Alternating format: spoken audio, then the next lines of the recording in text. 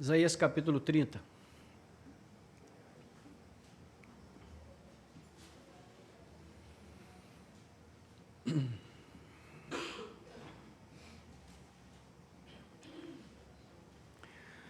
Quando você olha para o cenário mundial, para o que está acontecendo no mundo de hoje, ou mesmo para o cenário nacional, para todas as coisas que a gente tem testemunhado, o que é que vem ao seu coração? Vem medo, vem insegurança, vem desânimo, vem apatia. Talvez venha esperança, mas eu acho que não. E se nós estamos olhando para as coisas com a mesma ótica, então o que deve vir ao seu coração é o mesmo que vem ao meu. Temores. Temores pelo que pode vir, temores pelo que pode acontecer. E eu digo a você que não é olhando para o que acontece ao nosso redor que nós vamos encontrar respostas, ou que nós vamos encontrar palavras que possam nos encorajar, ou qualquer coisa boa que possa trazer boa motivação para a gente seguir em frente. Na verdade, quanto menos nós olharmos para o que está acontecendo ao redor, guardando ali a medida necessária de atualização dos eventos para que a gente não fique desconectado com o que está acontecendo, mas quanto menos nós nos dedicarmos a isso, mais saudável será o nosso coração e a nossa alma. Nós precisamos voltar a olhar para Deus. Precisamos voltar a olhar para aquele que tem respostas, para aquele que tem solução, para aquele que tem direção. Mesmo vivendo num mundo dominado pelo ceticismo, pelo ateísmo e pelo hedonismo também, pela arrogância dos homens, nós precisamos voltar os nossos olhos para Deus. E é a isso que nos dirige a palavra do Senhor nessa noite. E eu quero ler com você inicialmente, para esse fim, Isaías 30, versículos 15 a 18, e depois eu peço que você mantenha a sua Bíblia aberta para acompanhar conosco aqui a citação de algumas outras porções do texto de Isaías.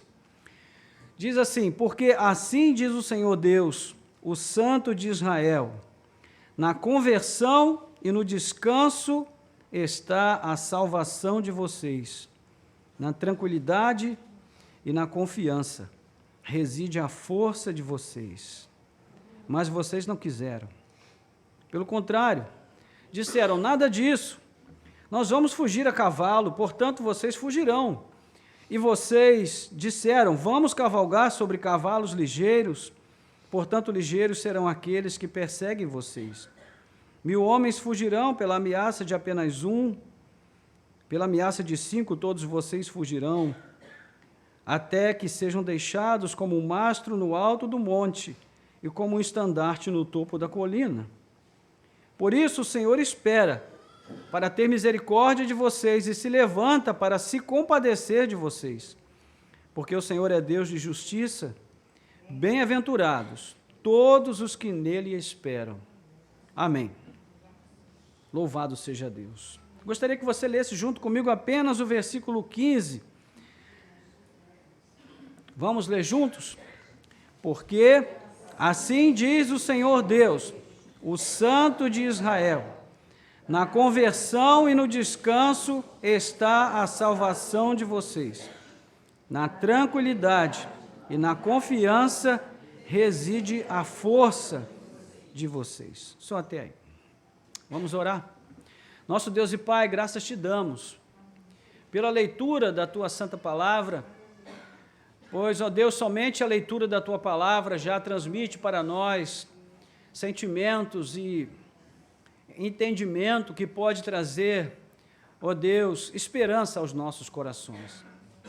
Mas nós te pedimos ainda que o Senhor fale conosco através da meditação, da reflexão no texto que nós acabamos de ler, que o profeta Isaías, ó Deus, seja mais uma vez usado por Ti na exposição do texto que ficou para nós como herança, como legado, Senhor, essa palavra viva, essa palavra de poder que nunca fica velha, que nunca se torna ultrapassada, mas que é sempre uma palavra presente, que opera, que transforma os nossos corações.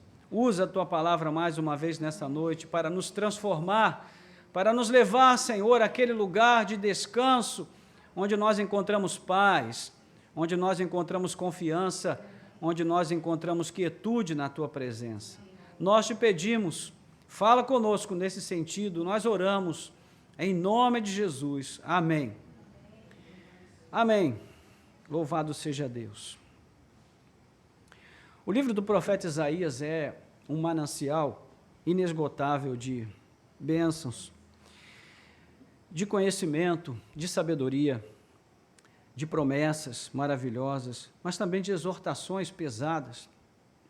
O livro do profeta Isaías é como o oceano, ao mesmo tempo em que ele se quebra, não é? E ele arrebenta nas ondas e leva consigo muito temor e muita angústia aqueles que acompanham toda essa fúria do mar. Ao mesmo tempo ele também é sereno, né? Como um mar calmo, e transmite paz, transmite sossego, transmite quietude. Então ele tem esse poder de transmitir ao mesmo tempo temor e esperança. E no capítulo 24 até o 27, esses 4 capítulos, transmitem aqui uma história muito interessante, que é o conto das 2 cidades. Eu já falei disso aqui na igreja uma vez. Esse profeta fala de 2 cidades, fazendo comparação entre ambas.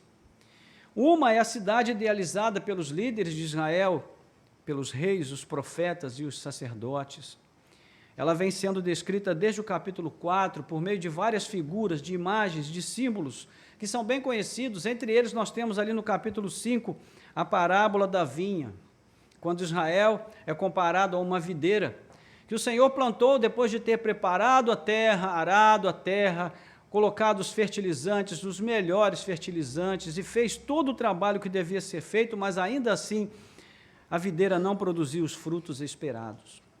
E é exatamente por isso que no capítulo 15 do Evangelho de João, Jesus diz: eu sou a videira verdadeira, ou seja, eu sou a videira que corresponde às expectativas do agricultor, que é Deus. Percebe como Isaías está sempre presente nas nossas vidas, mesmo quando a gente não se dá conta disso? Então, em muitos momentos aqui você vai ouvir a citação, né, direta de textos, ou a alusão de textos que nós vamos ler no Novo Testamento, porque existe essa correspondência imediata. Mas voltando aqui ao conto das cidades, esta cidade, idealizada pelos homens, ela atingiu um nível de iniquidade tão grande que o seu destino seria inevitável, ou seja, a destruição e a ruína. Então é evidente que a rebelião de Jerusalém representa a rebelião humana como um todo contra Deus, e essa rebelião já foi condenada, julgada e sentenciada. Por outro lado, simultaneamente, Isaías anuncia que Deus levantará outra cidade, a Nova Jerusalém. Esta cidade será construída tendo um fundamento muito forte, que é o próprio reino de Deus para todas as nações. Então, essa nova cidade vem sendo anunciada também desde o início do livro, né? Um reino de paz que é mostrado no capítulo 11. No capítulo 7, nós vemos a promessa do Emanuel, Deus conosco, aquele que será o consolador desta cidade. No capítulo 9, nós vemos o anúncio de um rei que governará sobre todas as nações a partir desta nova cidade. E é por essa razão que lá no início Isaías vê o Senhor assentado num alto e sublime trono. Glória a Deus. E era fundamental que ele soubesse que Deus jamais perde o controle da história. Por mais difícil que fosse perceber a presença de Deus naqueles tempos tão sombrios, tão difíceis. Então aqui nós temos um bom resumo da mensagem de Isaías. Ele fala de juízo, mas também fala de esperança. Louvado seja Deus. Então, quando nós olhamos no capítulo 28, chegando mais perto aqui do nosso texto, nós vemos ali o profeta falando da coroa situada num vale fértil, mostrando ali, evidentemente, a autoridade do rei.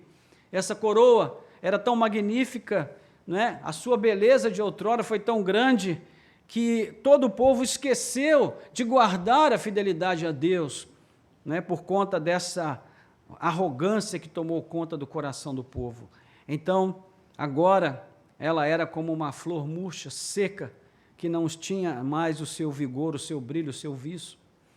Então, os poderosos do reino de Israel se deixaram iludir pelo orgulho e se entregaram ao vinho, e se entregaram à arrogância, se entregaram à desobediência e à prática de tudo aquilo que aborrecia o Senhor. Então, os sacerdotes e profetas também perderam a orientação com isso, já não são mais capazes de ensinar ao povo, a sua fala se tornou como o balbucio de um bebê, e o profeta usa uma grande ironia para falar sobre isso, né? Se você quiser olhar comigo aí no capítulo 28, lá no versículo 10, ele fala dessa forma irônica, então ele diz, porque é beabá, beabá, blá, blá, blá, blá, blá, blá, um pouco aqui, um pouco acolá. É engraçado isso, né? Deus tem um senso de humor extraordinário, né? Ao mesmo tempo que ele tem uma palavra dura, anunciando a sua ira, ele traz essa palavra infantil para mostrar ao povo como o povo se distanciou do propósito de Deus.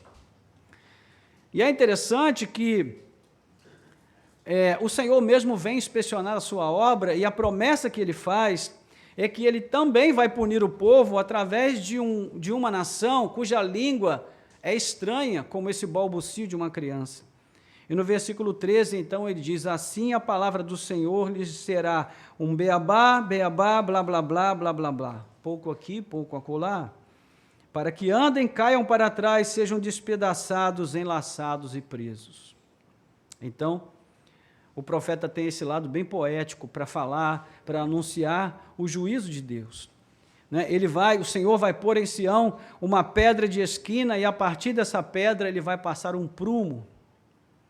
Eu não sei quantos aqui têm conhecimento de obra suficiente para entender o que significa isso, né? Mas, para quem conhece um pouquinho de obra, eu fui criado dentro de obra durante a maior parte da minha adolescência, né? Eu trabalhei em obra, é um serviço muito pesado, muito rude, mas ele é muito interessante porque ele nos ensina muitas coisas. E a pedra de esquina, ela tem justamente essa função de servir como base para você colocar o prumo em toda a parede, para que toda a parede possa funcionar, trabalhar dentro do prumo, à medida que você vai levantando as outras pedras, né? Hoje nós trabalhamos com tijolos. Então, a pedra de esquina é essa pedra que vai dar o rumo, a direção para a construção de toda a obra. E é justamente uma pedra de esquina que é prometida por Deus. É lógico que é um símbolo, uma figura, não é? Ele vai verificar que Sião está totalmente fora da linha. O versículo 16 e 17 do capítulo 28 diz, portanto, assim diz o Senhor, eis que ponho em Sião uma pedra, pedra já provada, pedra preciosa, angular, solidamente assentada, aquele que crer não foge, farei do juízo a régua, e da justiça o prumo. Ou seja, o Senhor está falando aqui sobre uma sentença de juízo, porque a pedra, quando for verificar o prumo, ela vai perceber que a parede não está onde deveria estar. Ou seja, Jerusalém não está onde deveria no tocante ao seu procedimento em relação a Deus. No entanto, essa pedra devia servir também como base segura, e Sião deveria ser assentada sobre ela. E que pedra é essa, irmãos? Todos nós já sabemos, né? Quem frequenta a escola dominical, até as crianças da salinha, com certeza sabem que pedra é essa. O apóstolo Pedro vai dizer lá na sua primeira carta, no capítulo 2, versículo 1 a 7, que Jesus é essa pedra de esquina, essa pedra principal que Deus prometeu que seria posta no mundo, e a sua igreja seria edificada sobre essa rocha, sobre essa pedra. Então, nós fazemos parte do novo Israel de Deus, o povo de Deus que reúne nações, povos e línguas. Não só o povo judeu, mas todos aqueles que creem em Cristo estão edificando a sua vida sobre essa rocha, sobre esse firme fundamento. Então, ao invés disso, aquele povo preferia consultar os necromantes, os mortos. Por isso, Deus vai usar a própria insensatez dos líderes para puni-los, e também a própria Jerusalém. Uma calamidade destruidora viria sobre todos, que falava sobre a invasão da Assíria e da Babilônia, né, que sucessivamente viriam sobre o reino do norte e o reino do sul.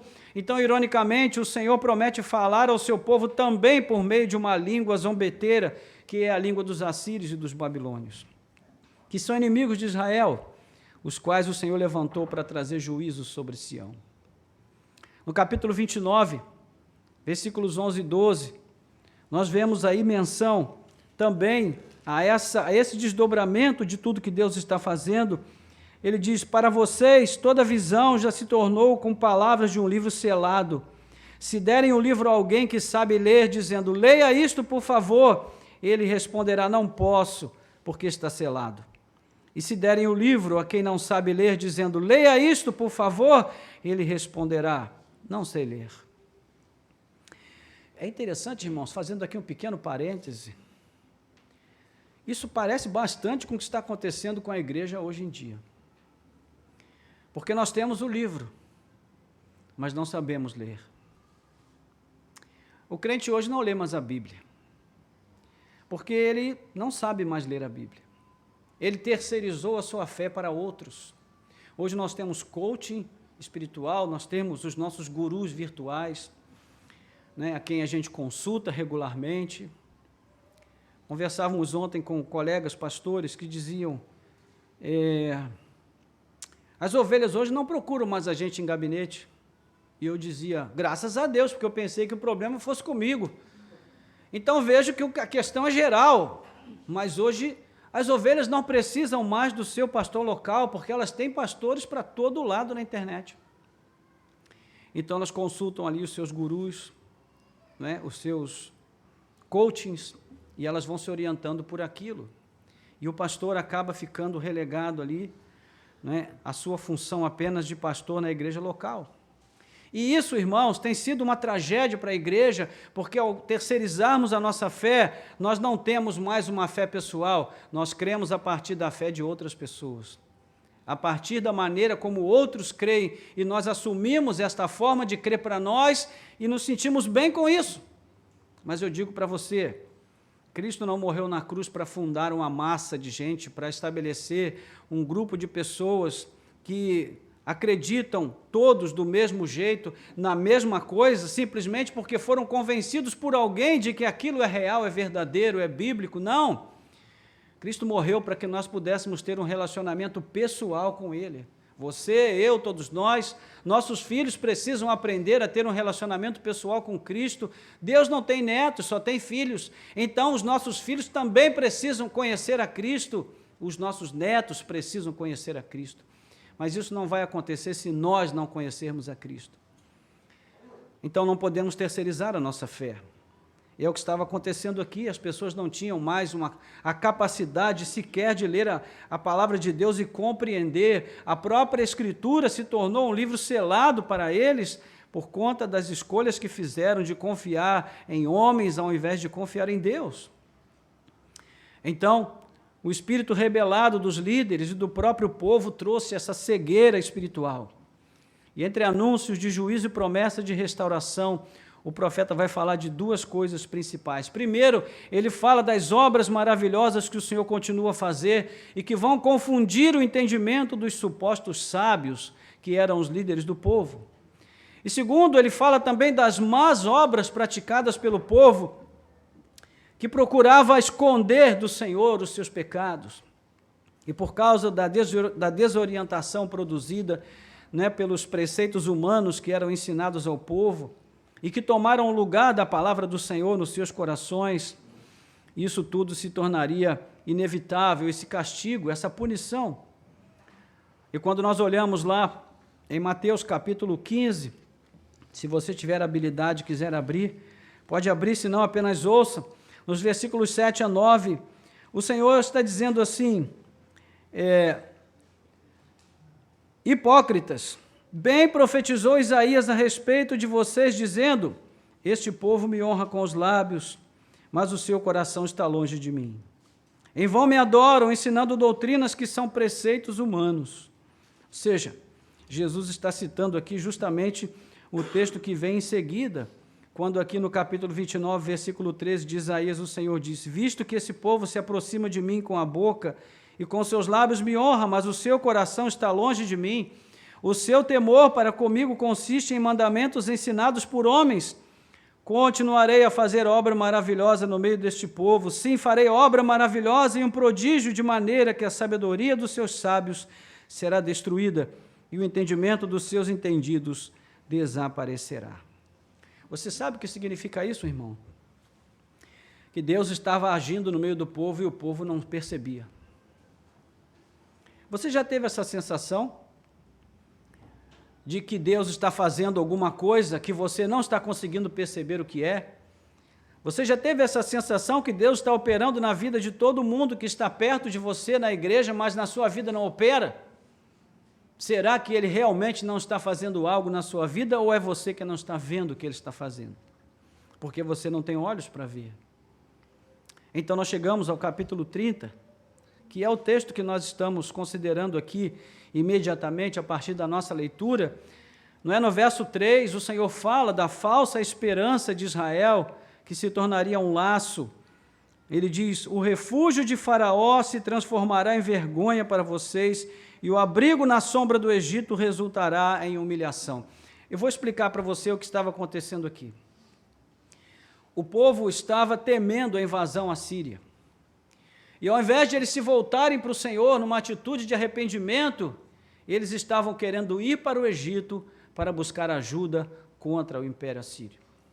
Agora eu pergunto para você, de onde mesmo que o Senhor tirou Israel quando era escravo? Do Egito. Não é irônico que o povo agora queira se voltar justamente para os seus antigos feitores, onde eles eram escravos, para buscar ajuda? Isso não se parece, irmãos, muitas vezes com o que nós também fazemos? O Senhor nos tirou do mundo, transformou a nossa vida, fez de nós seus filhos amados, mas com o tempo nós vamos nos esquecendo do Senhor e vamos nos apegando a este mundo, e quanto mais nos apegamos ao mundo e nos desapegamos do Senhor, o que nós fazemos é voltar para o mesmo mundo que nos escravizava, buscando soluções que só Deus pode trazer nas nossas vidas. Não é irônico isso? Então, essa falsa esperança iria se tornar um laço para o povo de Deus. O suposto lugar de segurança e abrigo seria revertido numa terra desolada e devastada de vergonha e de morte. Então, Israel enviou embaixadores ao Egito e levou animais carregados com ouro, com riquezas, para comprar, a aliança do Egito contra os assírios. Mas o Senhor os desenganou, dizendo: é tudo em vão, não fujam, apenas confiem no Senhor. Ao invés de entregarem riquezas ao Egito, entreguem os seus corações totalmente ao Senhor, convertam-se de verdade. É o que nós vamos ver aí em vários momentos, no capítulo 31, versículos 3 e 6, depois você pode conferir. E nós chegamos então ao nosso texto do verso 15, quando ele diz: na conversão e no descanso está a salvação de vocês, na tranquilidade e na confiança reside a força de vocês, mas vocês não quiseram. Eu pergunto a você, você tem descansado em Deus? Você tem encontrado tranquilidade nos braços do Senhor? Ou você tem vivido inquieto, aflito, desesperado, procurando solução em toda parte, menos em Deus, onde você realmente deveria procurar? Ao invés da falsa esperança no Egito, Israel deveria ter inteira confiança em Deus, mas ninguém queria isso. Sabe por quê? Porque todo mundo tem pressa. É uma repetição do que ele havia dito muito antes, no capítulo 28, versículo 12. Foi a oferta feita pelo Senhor ao rei Acás também, diante das ameaças de aliança militar no Reino do Norte contra Israel, lá no início do livro do profeta Isaías, no capítulo 7, o Senhor fez a mesma oferta para que ele descansasse, para que ele confiasse, mas ele não atende à voz do Senhor. Então, esse conceito vai servir para confrontar a ilusão humana, de que a autoconfiança e a inquietude agitada do coração humano podem trazer solução para os problemas. É por isso que lá em Mateus capítulo 11, 28 a 30, Jesus convida aqueles que creem nele e diz: Vinde a mim, todos vós que estáis cansados e sobrecarregados, e eu vos aliviarei. Tomai sobre vós o meu jugo e aprendei de mim, que sou manso e humilde de coração, e encontrareis descanso para as vossas almas. Meus irmãos, a nossa esperança e a nossa confiança estão em Deus. E se não estiverem em Deus, se nós não encontrarmos esta confiança, esta esperança em Deus, nós não vamos encontrar em nenhum outro lugar.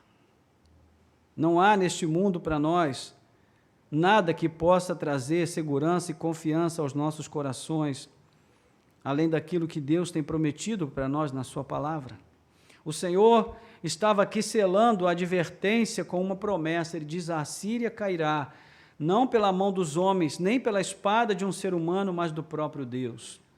É o que nós vamos ver aí no capítulo 31, versículos 8 e 9, onde ele vai fazer esta promessa.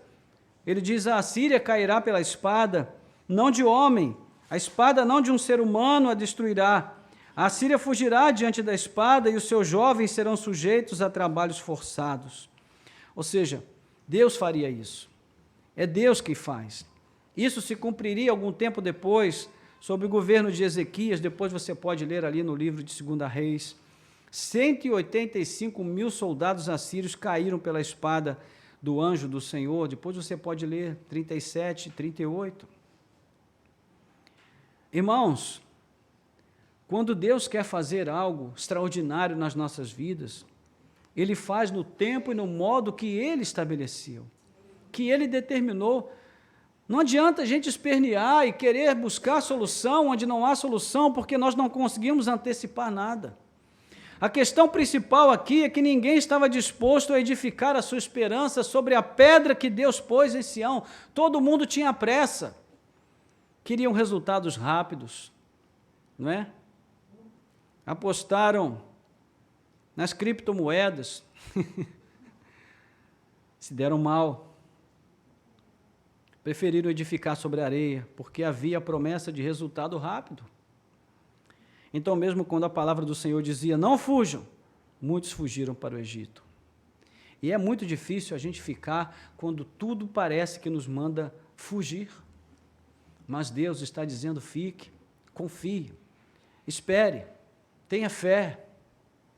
E é o que Ele diz para nós nessa noite. Não se debata tanto, não se deixe tomar pela aflição, pela angústia que as circunstâncias mostram, porque não há nada que você possa fazer que vá mudar as circunstâncias da forma como você espera. A sua confiança, a sua fé, quando você coloca isso em Deus, é que podem trazer para o seu coração essa quietude, essa esperança.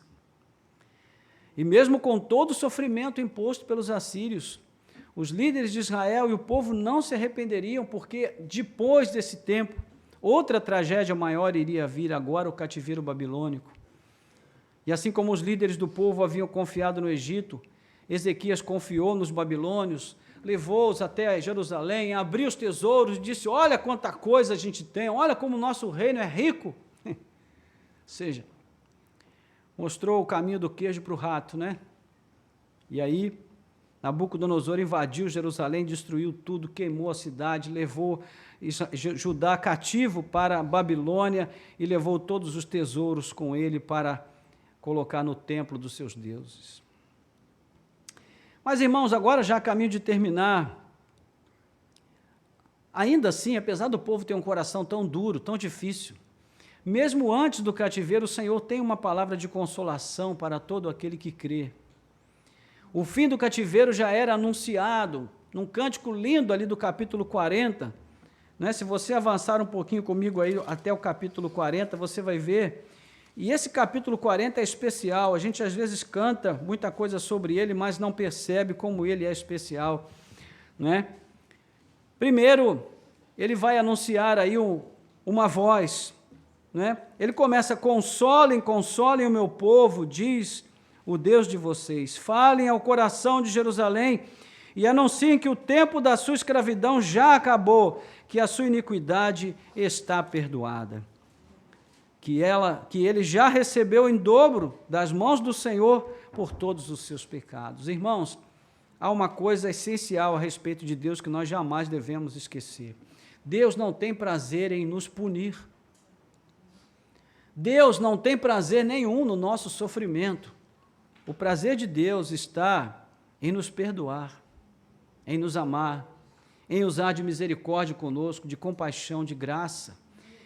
É como o próprio texto do capítulo 30 diz, ele apenas espera para usar de misericórdia para conosco, e enquanto isso nós estamos ali nos debatendo, procurando um jeito de resolver, da nossa forma, porque nós achamos sempre que a nossa forma é a melhor. E lá no versículo 3, o texto diz, uma voz clama no deserto, preparem o caminho do Senhor, no ermo façam uma estrada reta para o nosso Deus. Os vales serão levantados e os montes e colinas serão abaixados. A glória do Senhor se manifestará. Capítulo 40, de 3 a 5.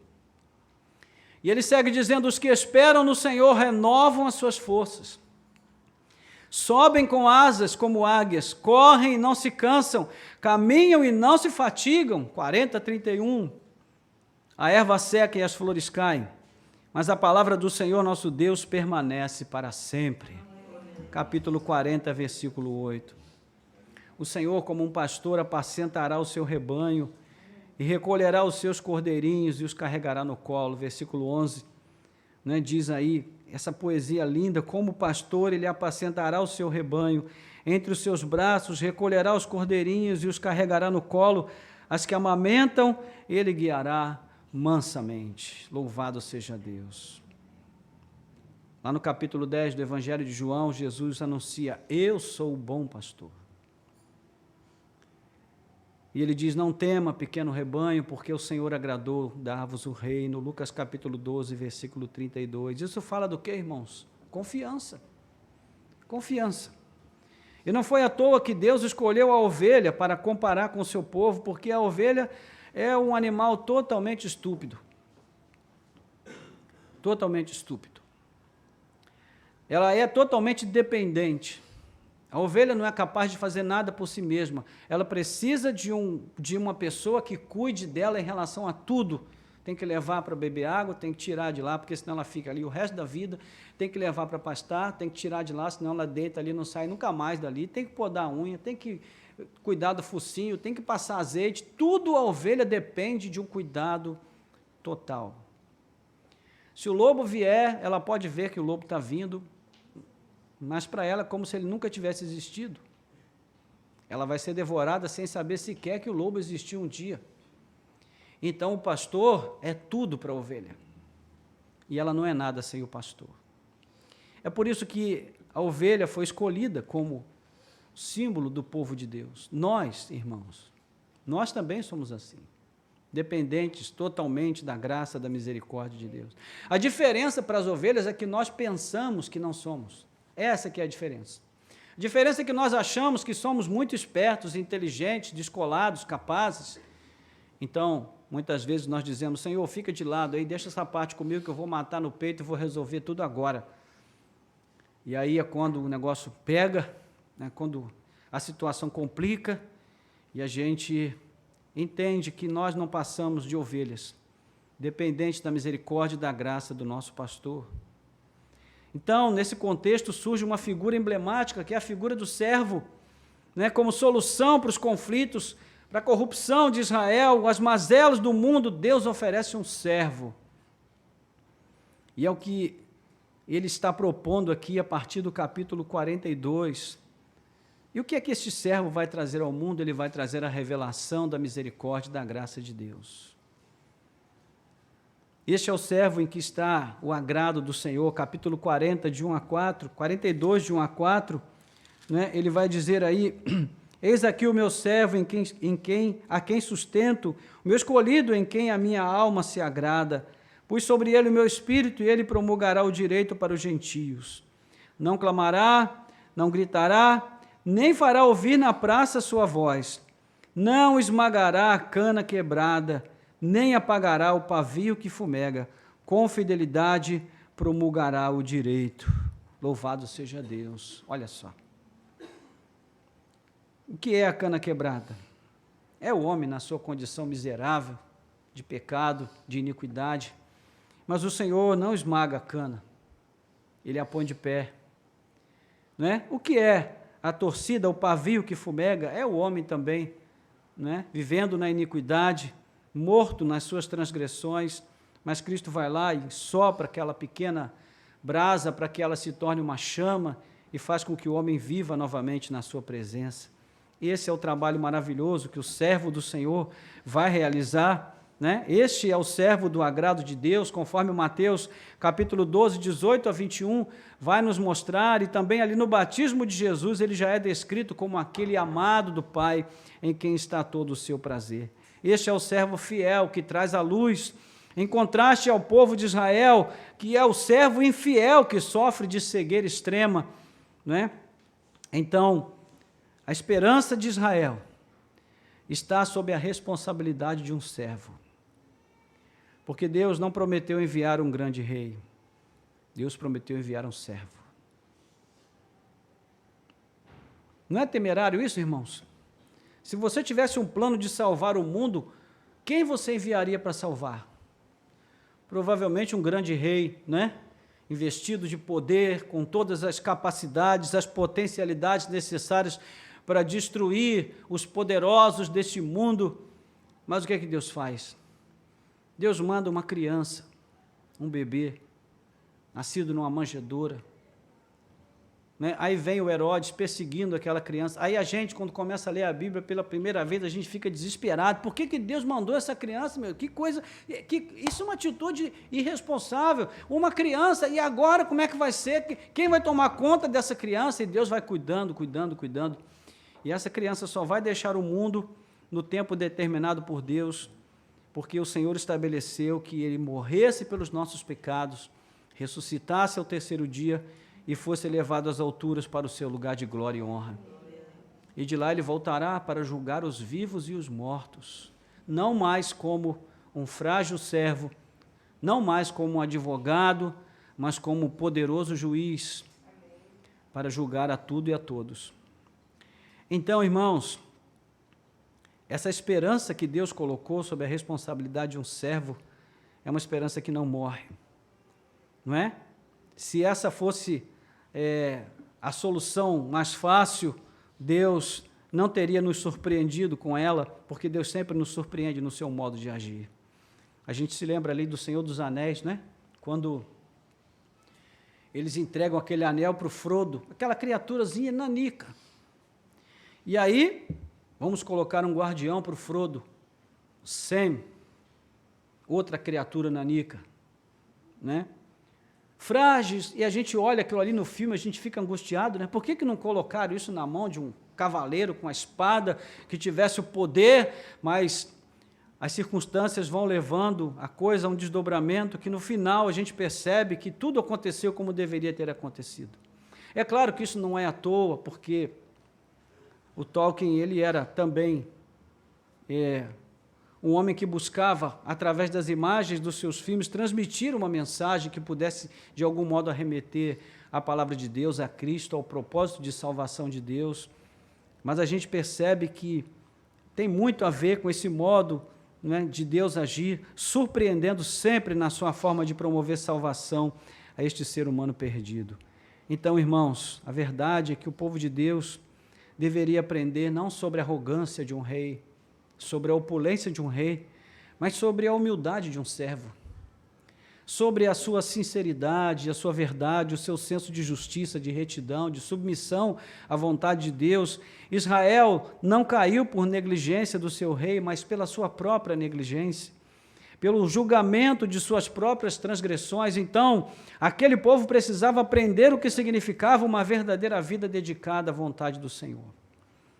E aí, já fechando aqui, mais tarde o Senhor vai levantar o rei Ciro para confrontar a Babilônia, e a própria Babilônia será julgada. E esse cântico do servo se estende até o capítulo 53, e ali o que se vê é o clímax dessa revelação do servo sofredor. Ele deveria assumir uma função vicária, ou seja, substitutiva, morrendo em lugar de quem deveria ter morrido. Então ele tomaria sobre si os males de seus irmãos e sofreria por causa dos pecados deles. Então você que está aqui nessa noite, pense um pouquinho sobre isso. Antes de você nascer, Deus já havia provido os meios para que uma pessoa tomasse o seu lugar, para que a ira de Deus não fosse direcionada sobre você, porque ela já havia sido direcionada sobre a pessoa do seu Filho Jesus Cristo. E ele morreu para que você pudesse receber o perdão de Deus e ter a oportunidade de se tornar um filho de Deus. Então, por outro lado, como pastor, ele reuniria o rebanho do Senhor que seria disperso por toda parte. Não é? Então, esse é o trabalho que Cristo veio fazer neste mundo, arrebanhar as ovelhas perdidas do Senhor. E quando nós olhamos lá para os evangelhos, não é à toa que muitos livros do Novo Testamento citam Isaías, né? Eu já falei aqui várias vezes que Isaías é considerado o evangelho do Antigo Testamento, e esse é o texto mais citado no Novo Testamento. De certo modo, a base da nossa fé se encontra neste livro aqui. E nós já vimos que muito daquilo que Deus falou ao seu povo há 1000 anos antes de Cristo, o Novo Testamento aplica a Cristo e aos seus seguidores. Então, os líderes do tempo de Jesus se mostraram tão carentes de conversão e arrependimento, de quietude, quanto os ouvintes originais de Isaías. E embora eles se declarassem servos do Senhor, eles sofriam de surdez, de cegueira espiritual, tanto quanto os seus primeiros pais lá no passado. Então, seus corações eram crônicos, né, quanto à resistência à palavra de Deus. O povo em geral também tinha compromisso apenas com a emergência das suas agendas, com as suas necessidades imediatas. Roma era só mais uma superpotência trazida por Deus para induzir o seu povo ao arrependimento sincero, mas Israel, de novo, precisava buscar um lugar de humildade, de quebrantamento. E enquanto eles esperavam um rei terreno poderoso, Deus envia este servo para levá-los a entender o caminho da simplicidade, da humildade, da sinceridade, da confiança e da obediência plena ao propósito de Deus. Então, irmãos, chegando aqui ao momento de concluir essa nossa mensagem, a fragilidade demonstrada por aquele Messias impediu que muitos crescem nele, que muitos acreditassem que ele era realmente aquele que iria cumprir as promessas feitas a Abraão e a Davi. Por isso, João, no capítulo 1, versículo 11, diz que ele veio para os que eram seus, mas os seus não receberam. O que eles não sabiam era que aquele mesmo Messias sofredor, Deus o faria Senhor e Rei sobre tudo e sobre todos, para que a menção do seu nome todo joelho se dobre nos céus, na terra e debaixo da terra. É por isso que os demônios não resistem ao nome de Jesus, porque é o único nome dado entre os homens pelo qual importa que sejamos salvos. Neste nome reside todo o poder. Então, queridos irmãos e irmãs, nós temos vivido dias muito confusos, difíceis, quando as coisas parecem cada vez mais críticas em nossa nação e no mundo inteiro. E assim como Israel no passado, também a nós muitas vezes parece que Deus já não é o mesmo, que Ele já não tem o controle da situação, que Ele não se importa com o que acontece nesse mundo ou conosco. Mas a palavra do Senhor está nos lembrando nessa noite que Ele se importa sim, e que Ele tem o controle sim. E como Isaías o viu, nós devemos vê-lo sempre assentado no alto e sublime trono, porque Ele jamais deixa o seu trono. A mesma atitude de Isaías deveria ser a atitude do povo de Israel, e a nossa também, atitude de arrependimento, de confissão, de conversão e de quietude. O povo no passado desprezou o chamado do Senhor, a maioria da multidão que seguia Jesus desprezou o seu chamado, e nós também vamos desprezar? Será que temos desprezado também? O que nós precisamos, irmãos, não é do Egito nem da Babilônia. Nós não precisamos de alianças com política partidária, nós não precisamos de ideologias ou de militância política, nós não precisamos transformar o púlpito da igreja num palanque eleitoral, nós não precisamos de alianças com partidos, o que nós precisamos é nos converter de verdade. Nos voltarmos para Deus e aquietar nele os nossos corações. Veja, meus irmãos, a política partidária quer apenas usar a igreja para os seus fins próprios. A igreja é de Cristo. O mundo não ama Cristo. O mundo odeia Cristo. Mas se o mundo puder usar Cristo para atender os seus fins, vai usar. O mundo odeia a igreja, mas se o mundo puder usar a igreja para os seus fins próprios, vai usar. Vai nos usar. E eu digo para você, não seja parte dessa massa militante que caminha como gado, movido de um lado para o outro por interesses particulares de grupos, de ideologias, de pensamentos humanos, pequenos e limitados. Seja usado por Deus, porque a mente de Deus é insondável. E se você se tornar um servo do Senhor, com certeza, você vai sobreviver a este mundo, venha a Ele como vier. Diga a Ele o que disser e faça a Ele o que fizer. Eu quero concluir aqui com uma pequena comparação, irmãos. Eu vejo os cristãos pós-modernos sofrendo do efeito mariposa. Sabe o que é o efeito mariposa? Eles se comportam como mariposas na escuridão. Porque a mariposa, tão logo se acenda algo que se pareça com uma luz, ela corre de imediato para a direção daquilo sem qualquer senso crítico. Sem avaliar os riscos, os perigos. O problema é que, invariavelmente, as mariposas, quando voam por ignorância involuntária, diga-se de passagem, em direção àquela luz artificial, elas acabam morrendo torradas pela própria fonte da luz. Elas ficam coladas ali naquele bulbo da luz, da lâmpada. E eu pergunto, não é exatamente isso que acontece com muitos cristãos que vivem fascinados com este mundo e que se abstêm de avaliar se é legítimo, se é aconselhável, se é biblicamente correto voar para aquela luz, entre aspas? Em outras palavras, muitas pessoas estão voando para a suposta luz por ignorância voluntária, diferentemente das mariposas. Elas não sabem escolher, nós sabemos. E nós temos uma base segura, nós temos uma luz, uma lâmpada para iluminar o nosso caminho e nos permitir fazer escolhas seguras, corretas, sábias, prudentes. Então, quantos desses cristãos já estão mortos espiritualmente e ainda não se deram nem conta disso? Quantos já se declararam desiludidos com Deus ou com a igreja de Cristo e foram embora? Ou seja, foram torrados pela fonte da suposta luz.